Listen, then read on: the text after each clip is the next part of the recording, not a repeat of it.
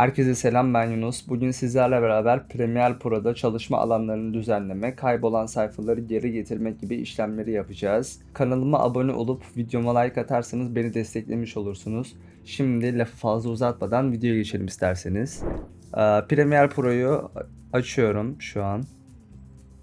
Premiere Pro çalışma alanı bizi karşılıyor bu şekilde. Burada New Project veya Open Project diyerek çalışmamıza başlayacağız.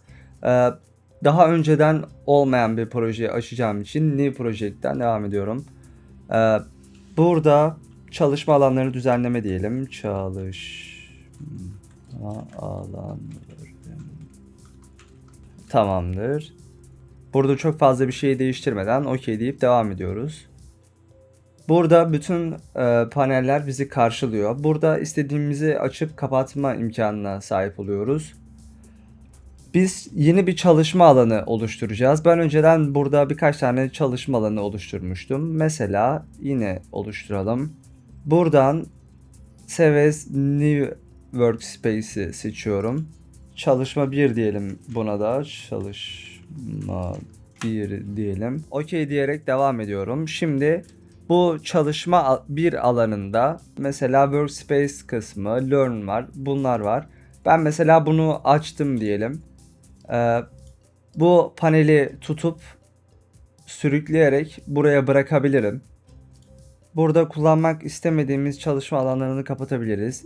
Efekt için işte bu kısımdan efekt yapmayı kullanabiliriz.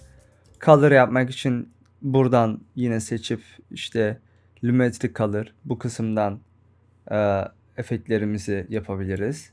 Şimdi çalışma biri tekrar tıkladım. Mesela bu benim kendi özel oluşturacağım çalışma alanı olacak. Ben mesela burada Lumetri Scopes'u böyle sağ tıklayıp Close panelden kapatabilirim. Ya da bunu efekt kontrolü kapatabilirim. İşte Search şeyini kapatabilirim.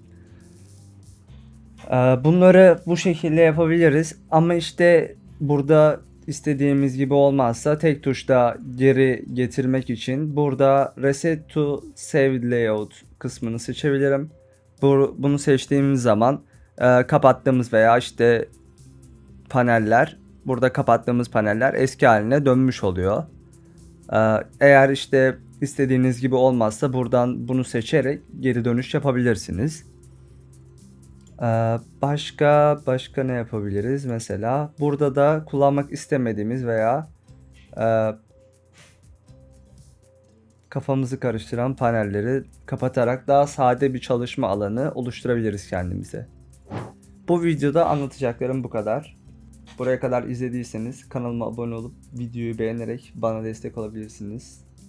Bir sonraki videoda görüşmek üzere. Kendinize iyi bakın.